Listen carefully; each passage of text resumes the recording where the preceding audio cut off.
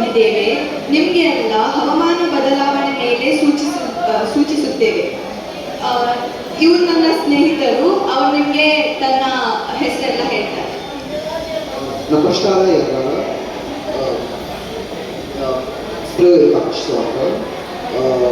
ತುಂಬ ಚಕ್ಕೆಯಿಂದ ನೀರು ಕುಡಿದಿಕ್ಕೆ and others.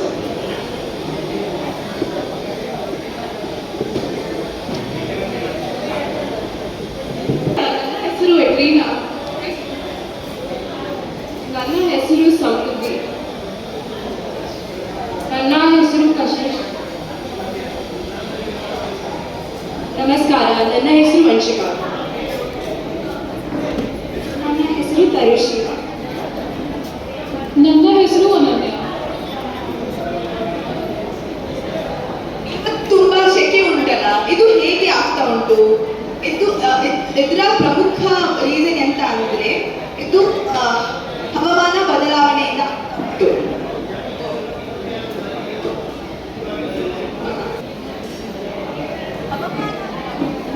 ಹವಾಮಾನ ಬದಲಾವಣೆ ಹೇಗೆ ಆಗ್ತಾ ಉಂಟು? ಇದರ ಪ್ರಮುಖ ಕಾರಣ ಎಂತ ಅಂದ್ರೆ ಜೀವನ ಶೈಲಿ ಬದಲಾವಣೆ. ನಾವು ಸಣ್ಣ ದೂರ ಹೋಗ್ಲಿಕ್ಕೆ ಸಹ ಕಾರ್ ಯೂಸ್ ಮಾಡ್ತೇವೆ, ಸ್ಕೂಟರ್ ಯೂಸ್ ಮಾಡ್ತೇವೆ, ಬೈಕ್ ಯೂಸ್ ಮಾಡ್ತೇವೆ.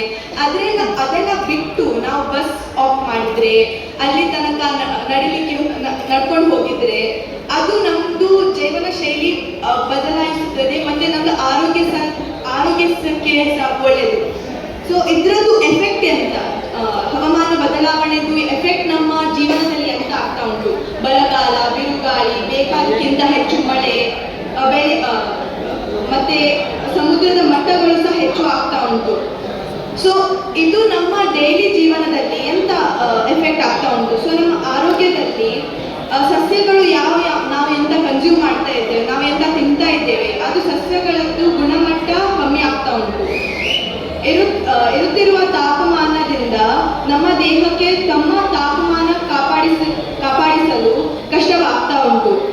ಅದರಿಂದ ನಮ್ಮ ಆರೋಗ್ಯಕ್ಕೆ ಸಹ ತುಂಬಾ ಹಾನಿ ಆಗ್ತಾ ಉಂಟು. ನಾವು ಎಂತ ಮಾಡ್ಬೋದು ಇದೆಲ್ಲ ನಮ್ಮ ಆರೋಗ್ಯಕ್ಕೆ ಸೇಫ್ ಇಡ್ಲಿಕ್ಕೆ, ಹೆಲ್ತಿ ಇಡ್ಲಿಕ್ಕೆ ನಾವು ಎಂತ ಮಾಡ್ಬೋದು? ನಾವು ಮರಗಳನ್ನು ನೆಡಬೇಕು. ತೆಳುವಾದ ಯಾವಾಗ ಬಿಸಿ ಲೈಕ್ ಹೈ ಟೆಂಪರೇಚರ್ ಉಂಟು, ತುಂಬ ಬಿಸಿಗಾಲ ಉಂಟು, ಆವಾಗ ನಾವು ತೆಳುವಾದ ಬಟ್ಟೆಗಳನ್ನು ಹಾಕಬೇಕು. ಜಾಸ್ತಿ ನೀರು ಕುಡಿಬೇಕು. ಅನಾವಶ್ಯಕ ನೀರು ಉಪಯೋಗಿಸಬಾರದು. ಪೌಷ್ಟಿಕ ಆಹಾರವನ್ನು ತಿನ್ನಬೇಕು.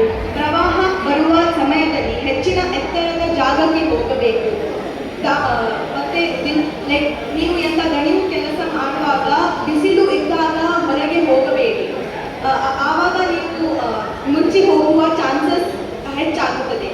ಆವಾಗ ನೀವು ಯಾವುದು ರೂಮಿಗೆ ಬಂದು ಸ್ವಲ್ಪ ಕೂಲ್ ಏರ್ ಎಲ್ಲ ಫ್ಯಾನ್ ಹಾಕಿ, AC ಹಾಕಿ, ಆವಾಗ ನಿಮಗೆ ಸ್ವಲ್ಪ ರಿಲ್ಯಾಕ್ಸ್ ಆಗ್ತೀವಿ. ಮತ್ತೆ ಅನಾವಶ್ಯಕ ಫ್ಯಾನ್, ಲೈಟ್ ಎಲ್ಲ ಯೂಸ್ ಮಾಡಬೇಡಿ.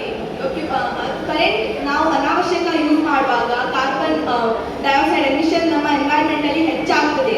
ಅದು ಬಿಸಿಲು ಹೆಚ್ಚೇ ಮಾಡ್ತದೆ, ಅದು ಕಮ್ಮಿ ಮಾಡೋದಿಲ್ಲ. ಅದಕ್ಕೆ ನಾವು ಯಾವಾಗ ರೂಮ್ ಎಲ್ಲ ಯೂಸ್ ಮಾಡೋದಿಲ್ಲ ಆವಾಗ AC ಫ್ಯಾನ್ ಎಲ್ಲ ಆಫ್ ಮಾಡಿ. ಮತ್ತೆ ನೀವು ಯಾವುದು ವೇಸ್ಟ್ ಎಲ್ಲ ಡಿಸ್ಪೋಸ್ ಮಾಡ್ತೀರಿ ಅದು ಕರೆಕ್ಟ್ ಕ್ವಾಲಿಟಿ ಪ್ಲಾಸ್ಟಿಕ್ ಬ್ಯಾಗಲ್ಲಿ ಹಾಕಿ ಹೊರಗೆ ಹಾಕಿ. ಮತ್ತೆ ಯಾರು ಹೊಸದವ್ರು ಬರ್ತಾರೆ ಅವರಿಗೆ ಕೊಡಿ. ಆವಾಗ ಅದು ಕರೆಕ್ಟ್ ಡಿಸ್ಪೋಸ್ ಆಗಿದ್ರೆ ಮಾತ್ರ ನಮ್ಮ ಪರಿಸರಕ್ಕೆ ಒಳ್ಳೆಯದಾಗ್ತದೆ. ಸೊ ಇದೇ ನಮ್ಮದು ಲೈಕ್ ಮೋಟಿವ್. ಇದು ಹವಾಮಾನ ಬದಲಾವಣೆ ನಿಮಗೆ ಅವೇರ್ನೆಸ್ ಕೊಟ್ಟು ನಮ್ಮ ಪರಿಸರಕ್ಕೆ ಶುದ್ಧ ಪರಿಸರಕ್ಕೆ ಅಂತ ಹೆಲ್ಪ್ ಮಾಡಿ. ನಮ್ಮ ಲೈಕ್ ನಾವು MBBS ಮಾಡ್ತಾ ಇದ್ದೇವೆ. ಸೊ ಅದು ನಮ್ಮ ಎಜುಕೇಷನ್ ಇಂದ ನಿಮಗೆ ಅವೇರ್ನೆಸ್ ಕೊಡೋದು, ಅದೇ ನಮ್ಮ motive. Thank you.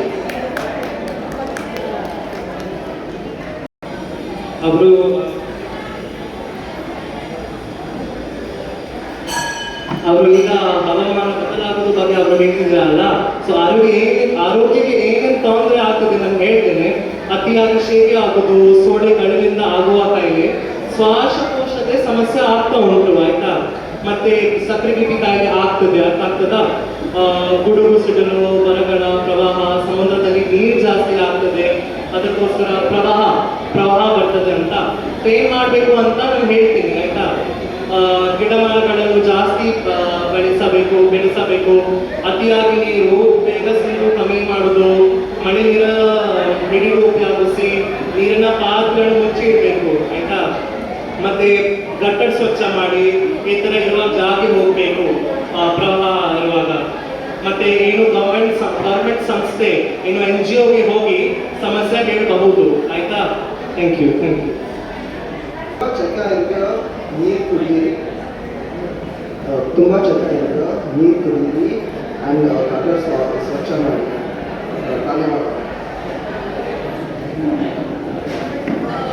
Please follow करा मुझे follow fellow doctors and advice ये पूरा मस्त इम्पॉर्टेंट आम्ही साधारण क्लायमेट चेंज फाईट करूया. Thank you. Stay healthy, stay fit. Thank you. Thank you, ಎಲ್ಲರಿಗೂ ಥ್ಯಾಂಕ್ ಯು.